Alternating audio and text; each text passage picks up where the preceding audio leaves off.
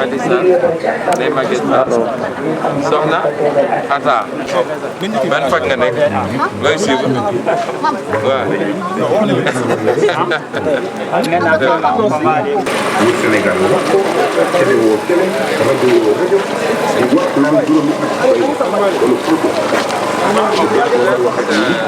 voir ce qui se passe avec l'autorité.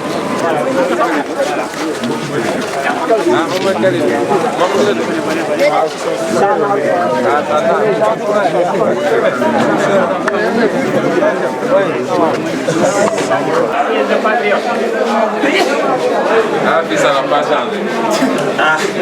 Ça s'est même dégradé. Hein? Regardez ça. Ça n'a pas beaucoup changé.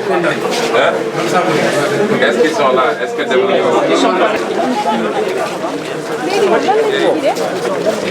c'est de ce non. Il faut le vendre.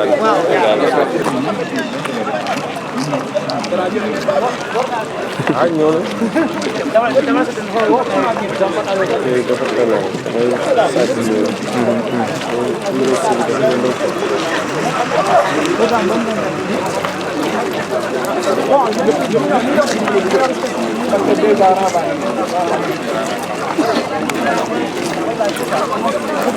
Votre aîné Ousmane Sonko est là, un ancien étudiant de l'UGB. Voilà. C'est votre aîné Ousmane Sonko. Voilà, c'est votre aîné Ousmane Sonko, un ancien étudiant de l'UGB. L'ancien étudiant de l'UGB.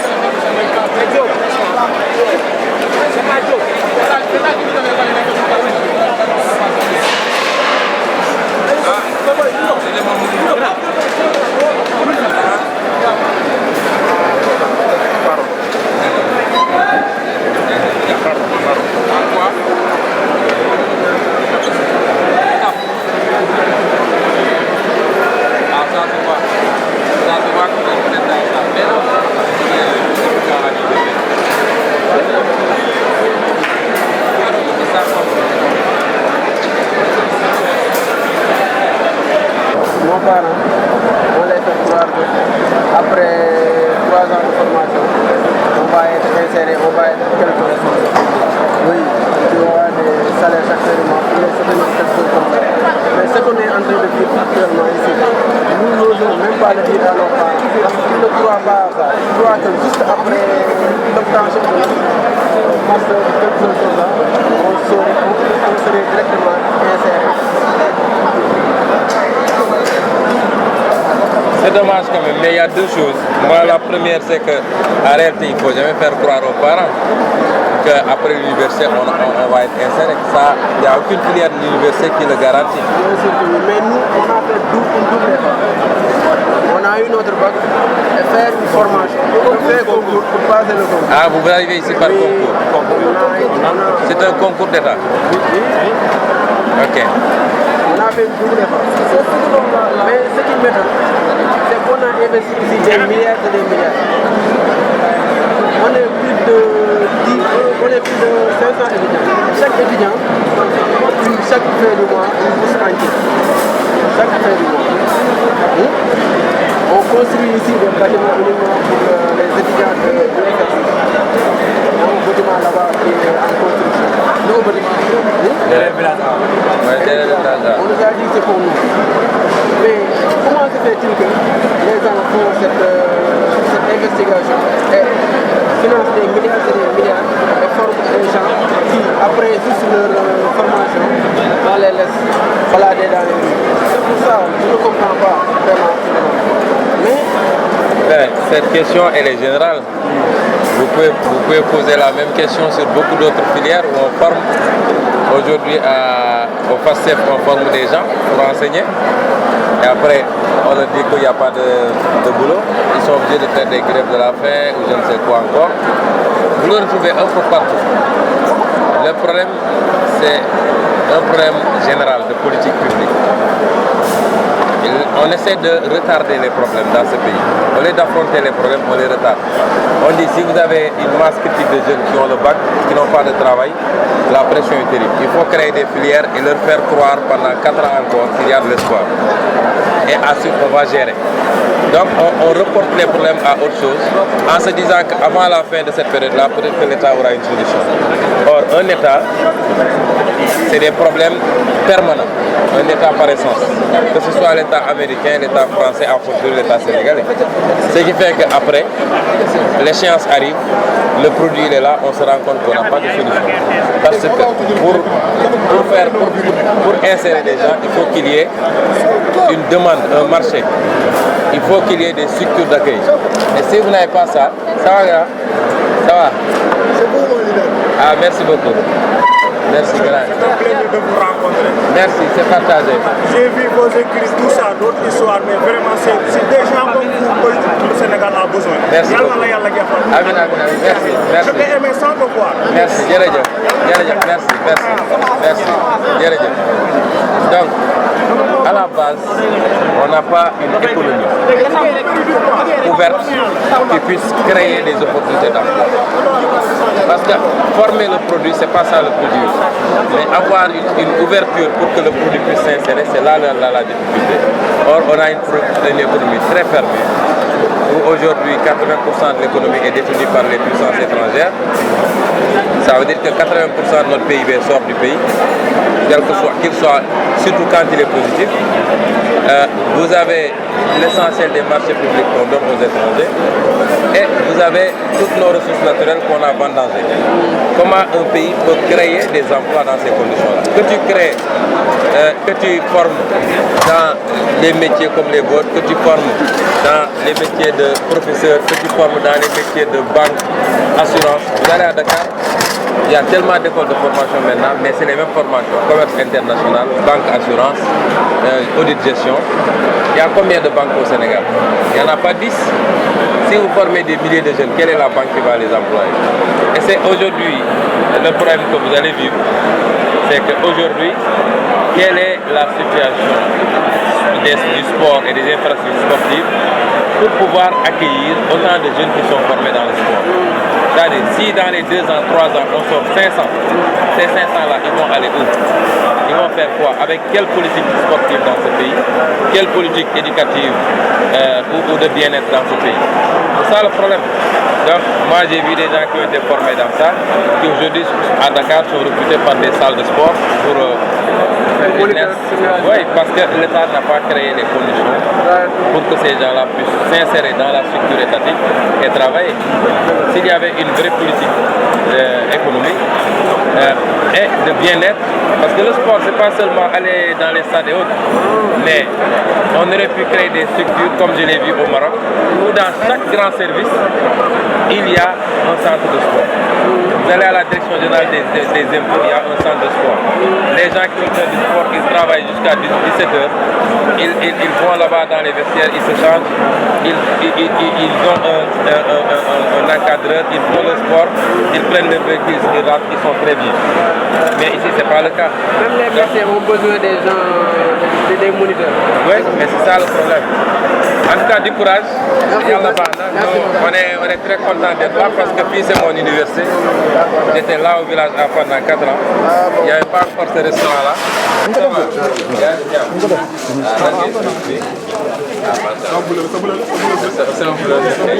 Bonne année. Deuxième année. Ça se passe bien. Du courage. Ça ira, Inch'Allah. Oui, oui.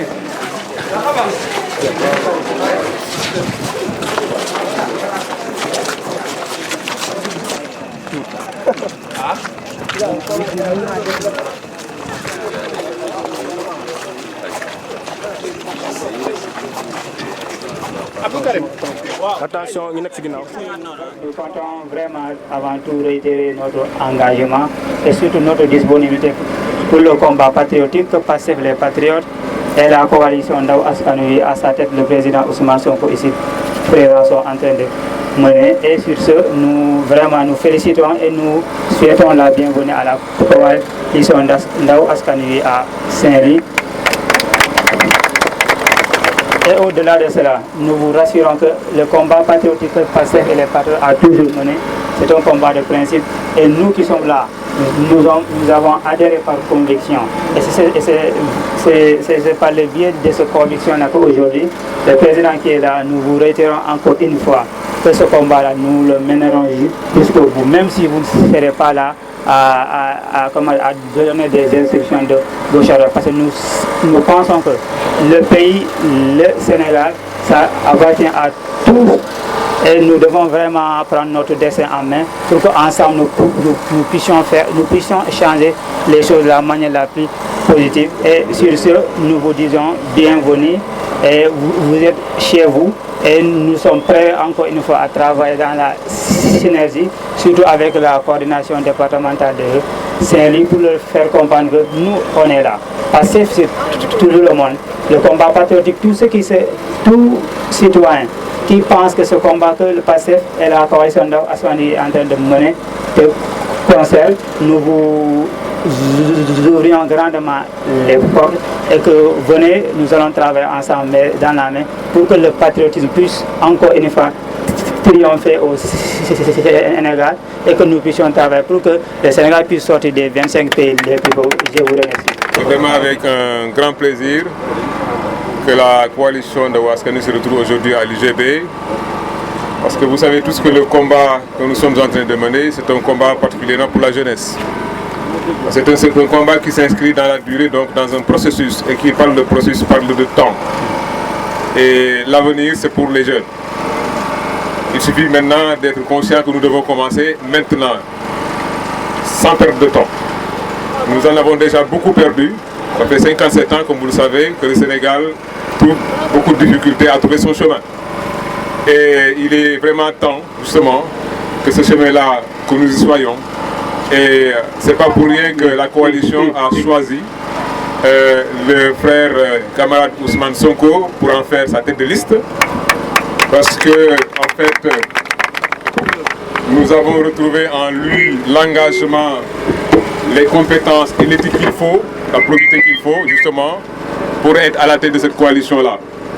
Et depuis que nous avons commencé à travailler avec lui, ça fait maintenant quelques mois, nous avons les actes qu'il pose confirment ce choix. C'est un bon choix. Et donc, nous en appelons à l'engagement de tous, parce que ce pays ne sera pas redressé par Ousmane Sonko seulement. Nous avons besoin de tous les bras, de tous les esprits, de toutes les énergies, n'est-ce pas? Une forte synergie. C'est ça qu'il faut pour réussir à faire avancer ce pays-là. Et ça, je veux dire que les autorités aujourd'hui ne l'ont pas compris. Le développement ne se fera pas par une personne. Le développement sera le fruit d'un engagement collectif populaire. Vous voyez? Mais quand les dirigeants ne se comportent pas de la façon qu'il faut, de façon que les populations se désengagent, ne se sentent pas concernées, évidemment, ils ne sont pas engagés dans le projet. Et s'ils se désengagent, il est évident qu'il sera difficile d'aspirer de s'en sortir. Et je crois que c'est ça que vous avez compris. Mais vous l'avez compris parce que vous avez quelqu'un devant vous qui vous a montré l'exemple. Une détermination sans faille. Qui lui a valu beaucoup de choses, vous le savez tous. Et c'est ça que nous demandons à tout le monde. Il est absolument possible de sortir ce pays-là de ces difficultés. Des pays qui étaient dans des situations beaucoup plus compliquées et difficiles s'en sont sortis.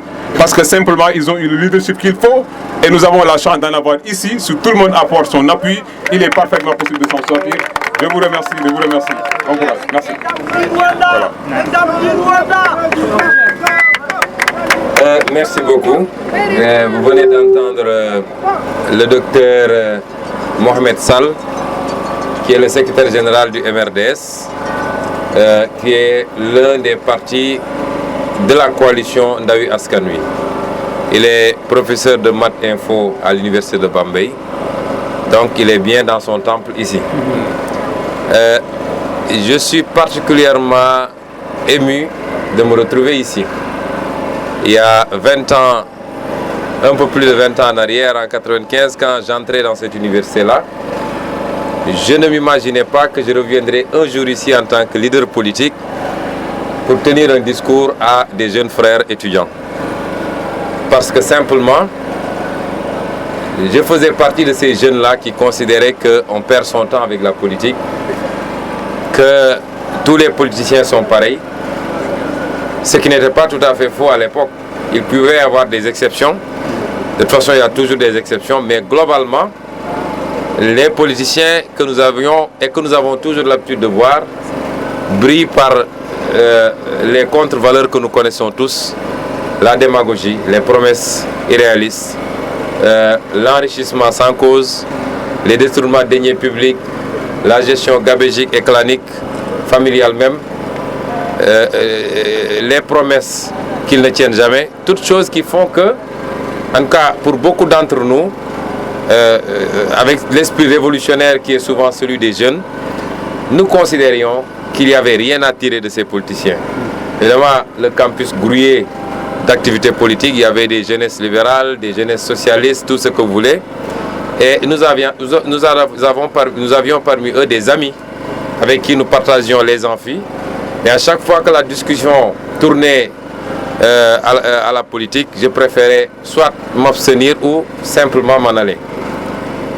C'était une position partiellement bonne, mais partiellement mauvaise également. Parce que ce que j'ignorais moi, c'est que je rejetais la politique par rapport à des acteurs politiques. Mais est-ce qu'il fallait rejeter la politique en tant que le seul moyen de participer à la vie publique et d'aspirer, si on pense avoir des qualités, si on pense avoir une formation, un parcours, une intégrité, une probité et un amour de son pays à faire valoir, donc ça semble être le seul moyen pour atteindre les leviers de la décision et mettre tout cela au service de son peuple. Il n'y en a pas d'autre à ma connaissance. On a beau parler de mouvements citoyens, d'actions de développement, mais c'est autant d'actions qui éprouvent rapidement leurs limites parce que nous sommes dans un pays jacobin, centralisé, où tout part du pouvoir central et revient vers le pouvoir central. Ce qui fait que même l'acteur qui veut travailler en marge de ce pouvoir-là, même s'il dispose de maigres moyens, il se rend compte très rapidement qu'il ne peut pas faire grand-chose, parce que souvent même les tenants de ce pouvoir-là le voient comme un concurrent, ou alors utilisent les moyens administratifs qui sont mis à leur disposition pour transformer qualitativement la vie des citoyens, mais qu'ils utilisent beaucoup plus à des fins politiques, politiciennes même, ce qui fait que pour un simple papier que vous allez solliciter, c'est des va-et-vient, rendez-vous aujourd'hui, demain, etc. Et beaucoup de gens ont fini par se décourager, par arrêter complètement ou même par repartir. Et j'ai l'habitude de dire que le poisson pourrit par la tête. Et la tête au Sénégal, c'est le pouvoir politique au devant duquel nous trouvons le pouvoir exécutif. C'est ça le problème. Beaucoup d'entre vous me demanderont qu'est-ce qui s'est passé pour que nous changions de posture. Il y a 3 ans et demi en arrière, je n'avais jamais envisagé que je ferais de la politique. Qu'est-ce qui a pu changer? Ce qui a pu changer, et c'est peut-être ce raccourci qu'on peut offrir nous à nos jeunes frères, c'est que nous avons eu la chance, après les études ici, immédiatement après la maîtrise en 1999, d'avoir réussi au concours l'ENA, d'être entré dans l'administration après 2 ans de formation et d'avoir vécu les choses de l'intérieur. D'avoir vu à quel point on est en train de détruire ce pays. On est en train de le désamorcer. À quel point une petite minorité, une petite poignée d'hommes politiques, mais de hauts fonctionnaires sont en train de se partager pratiquement 80% du reliquat, ce que j'appelle le reliquat. Parce qu'on a 80% de notre économie qui est détenue par les étrangers, donc 80% de notre richesse, de notre PIB sort de ce pays. Les 20% qui restent, peut-être les 18% sont partagés entre ceux que j'appelle les acteurs du système. Il est important que les gens retiennent ces notions-là. Nous avons un problème systémique dans ce pays-là. Tant que les Sénégalais continueront à faire des analyses individualisées, personnalisées, en pensant que le problème c'est Macky Sall ou Abdoulaye Wade ou Senghor ou Abdou Diouf, on se trompe. Ces gens-là ne sont que des marionnettes d'un système. Ils sont que la face visible du système. Mais le système, il est pernicieux. Le système est plus fort par ce que vous ne voyez pas que par ce que vous voyez. Le système est détenu par des lobbies d'affaires. Il est détenu, il est entre les mains de puissances étrangères. Au premier rang, on peut citer l'ancienne puissance colonisatrice qui continue à nous pomper comme c'est pas petit. Mais de plus en plus, on voit beaucoup d'autres arriver. Le système est entre les mains d'institutions internationales qui imposent à nos gouvernants faibles des politiques publiques qui ne sont pas bonnes pour nous. Quand le FMI dit à l'État du Sénégal que votre système de financement social de l'enseignement supérieur n'est pas bon, il faut le réformer. Vous ne pouvez pas donner la bourse à tout le monde.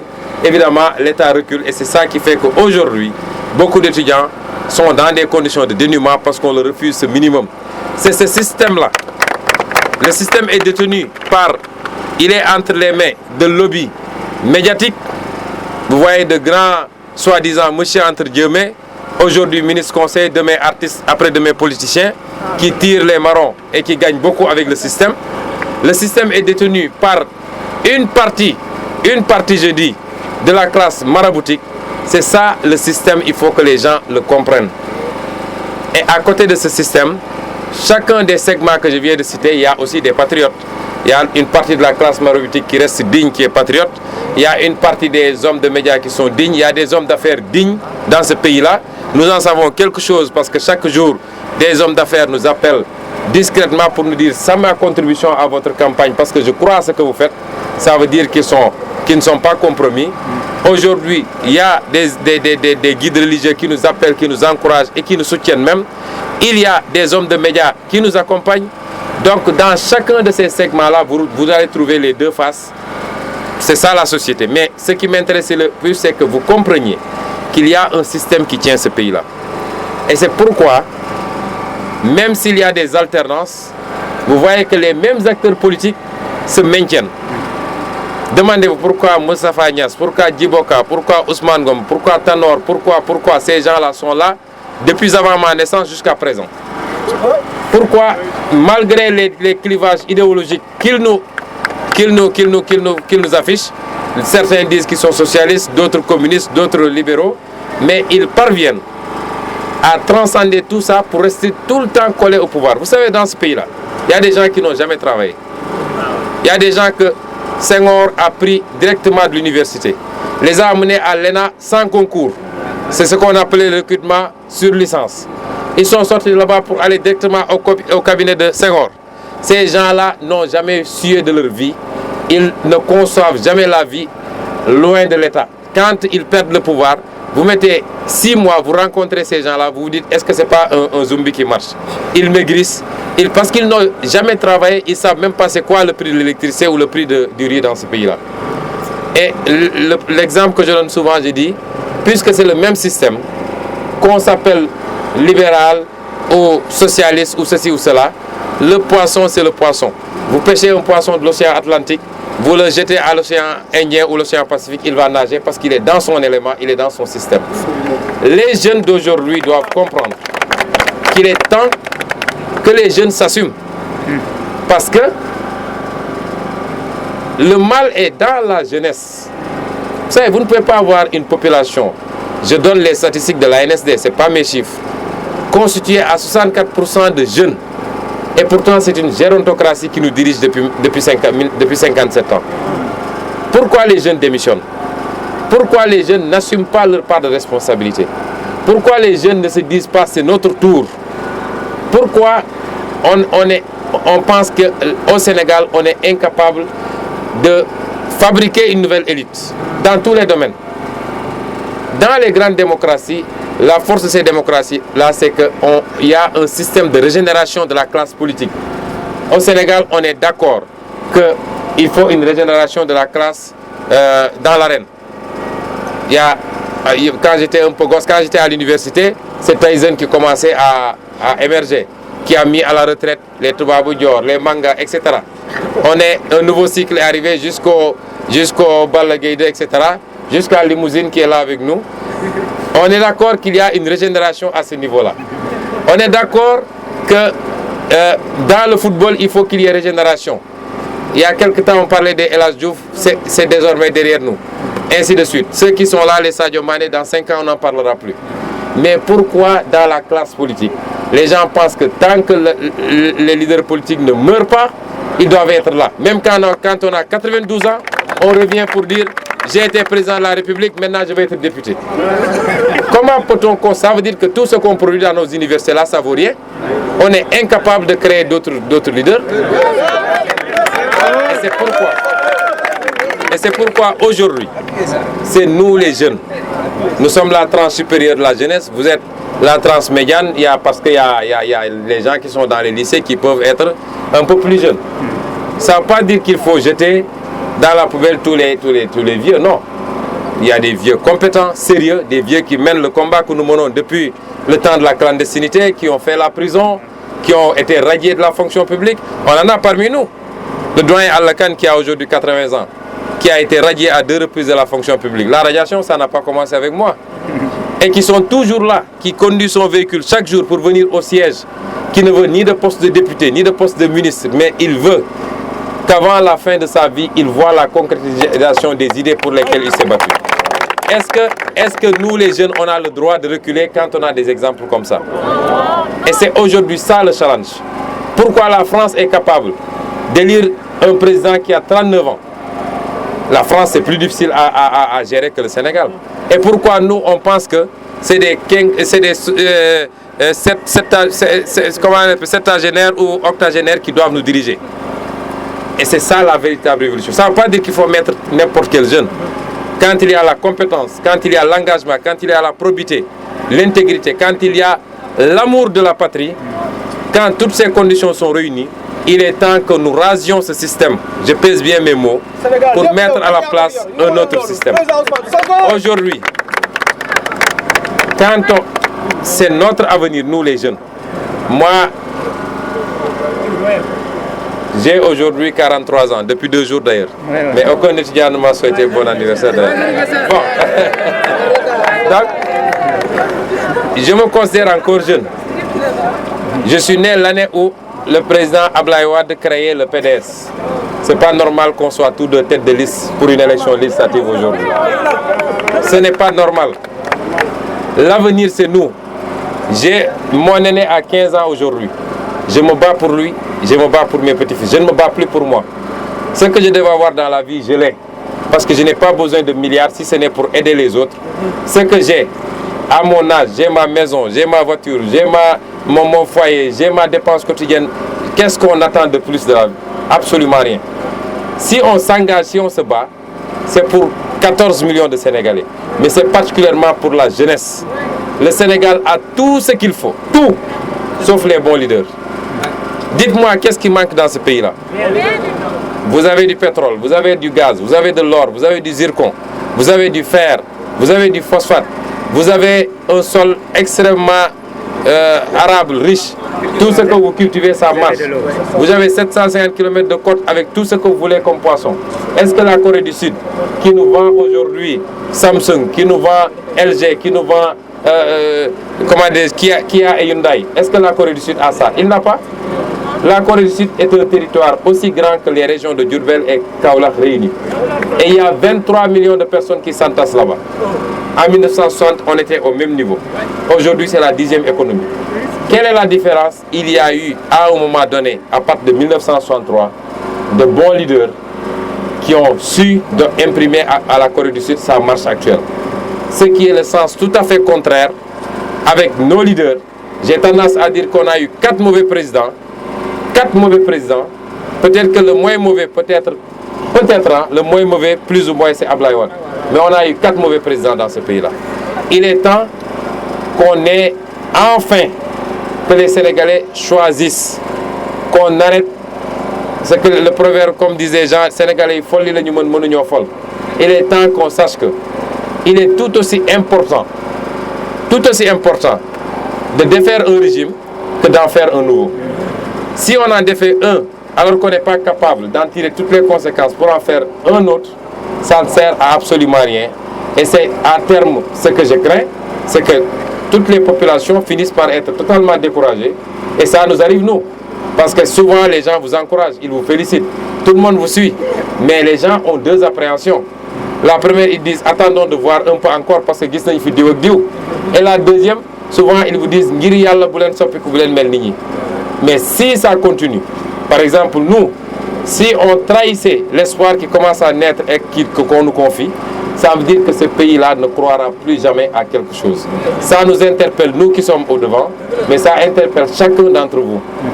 Aujourd'hui, nous avons une chance historique d'avoir enfin une Assemblée nationale. L'Assemblée nationale est l'institution la plus importante de ce pays. Je sais qu'il y a beaucoup de juristes publicistes ici. Convoquez la Constitution, article 57 et suivant, article 67 et suivant, article 80. Quand vous les lisez, vous avez l'impression que l'institution parlementaire est plus puissante que l'institution gouvernementale exécutive. Moi, c'est l'impression que j'ai. Mais tant que on élira des députés qui se considéreront comme un député du président de la République et non du peuple, parce que comme il l'a fait encore cette fois-ci, c'est le président qui s'enferme dans son palais pour établir sa liste. Comment pensez-vous que ces gens-là vont se sentir redevables du peuple et non pas du président de la République qui les a choisis? Tant qu'on aura une majorité systématique alignée entre le Parlement et l'exécutif, personne ne connaîtra l'importance de l'exécutif. Aujourd'hui, on a une chance historique parce qu'on ne dira plus qu'il n'y a pas d'offre politique. De nouveaux acteurs politiques, et nous ne sommes pas les seuls, ont émergé. Et depuis des mois ou des années, se battent et parlent aux Sénégalais sur un autre discours, sur un autre ton et par rapport à d'autres propositions. Si on amène cette catégorie-là à l'Assemblée nationale, qui ne doivent rien à personne, qui sont prêts à sacrifier leur boulot, leur liberté et leur vie pour le pays, qui ont la compétence qu'il faut parce qu'ils connaissent l'État, si on les amène à l'Assemblée, mais si on leur donne la majorité surtout, parce qu'être à l'Assemblée avec 2 députés, je ne dis pas que ça ne sert pas à grand chose, je ne dis pas que c'est inutile, mais en réalité vous ne pouvez pas porter une initiative de la loi, vous ne pouvez pas mettre en place une commission d'enquête parlementaire. Or, il est impératif, avec tous les scandales qui ont jalonné ce régime-là, sur l'affaire ArcelorMittal, sur l'envol immobilier, sur les accords de pêche, sur le pétrole, sur le zircon, sur les APE, sur l'éducation, sur la santé. Il est impératif qu'on ait une Assemblée nationale qui, avant la fin du règne de Macky Sall, que j'espère pour 2019, puisse mettre en place des commissions d'enquête parlementaire pour que toute la lumière soit tirée sur ces questions-là et que des sanctions sévères puissent être prononcées, parce qu'on ne peut pas accepter que moins de 0,1% de la population, quelques politiciens et quelques hauts fonctionnaires, prennent en otage 14 millions de Sénégalais, se partagent les milliards de ce pays avec l'étranger, alors qu'aujourd'hui nous sommes dans un campus où ce que j'ai vu tout à l'heure qu'on a servi comme repas, c'est inacceptable. Aujourd'hui, mais il y en a nulle part d'ailleurs. Donc aujourd'hui, c'est ça les enjeux. Ce que nous voulons et ce que nous attendons de vous, c'est que chacun d'entre vous se sente concerné. Il ne s'agit pas d'amener Ousmane Sonko à l'Assemblée, parce que les Sénégalais ont l'habitude de dire damay jàppale Ousmane Sonko. Man soxlawuma ko ma jàppale. Su dee man rek maa ngi sant Yàlla. J'ai quitté la fonction publique depuis 1 an. Je n'ai jamais demandé 1 franc à quelqu'un. On ne vient pas pour jàppale Sonko wala Mohamed Sall wala yu demee noonu. On se bat tous pour notre pays. Nous ne sommes pas intéressés par des histoires de salaire de députés. Ce n'est pas ça qui nous intéresse. Si c'était ça, ce que nous gagnions là où nous étions, c'est beaucoup plus que ce qu'un député gagne aujourd'hui. Nous voulons aller à l'Assemblée nationale pour continuer le combat qu'on a commencé sans être député. Nous n'avons pas attendu d'être député pour faire la députation.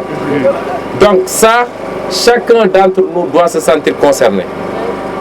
Chacun d'entre nous doit parler autour de lui. Parce que chacun d'entre vous a un niveau qui lui permet de comprendre et de percevoir. Mais ce n'est pas évident que tous les Sénégalais sont à ce niveau-là. Donc, battez campagne, parlez à vos proches, parlez à vos parents, parlez à vos camarades étudiants, parlez autour de vous, même dans les véhicules de transport. Si chacun y apporte sa contribution, je pense que nous pouvons avoir un résultat qui nous permet de dire qu'on a posé le premier acte vers le changement définitif dans ce pays. C'est le premier acte. Quels que soient les résultats, on aura posé le premier acte. Mais qu'on sache que le travail ne fait que démarrer. Nous avons besoin de nous réapproprier notre pays, notre souveraineté, et que les richesses du Sénégal servent aux Sénégalais prioritairement.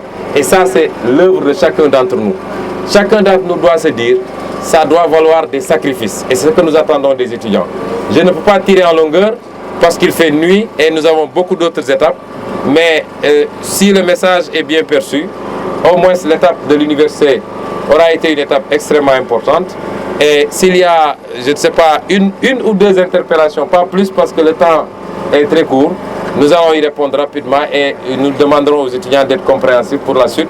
Parce qu'après les élections, Inch'Allah, nous avons envisagé de consacrer un temps à chaque département où on va faire entre 5 jours et 1 semaine. On aura tout le loisir de revenir, d'organiser même des conférences publiques si vous le voulez pour échanger sur beaucoup de questions. Je vous remercie.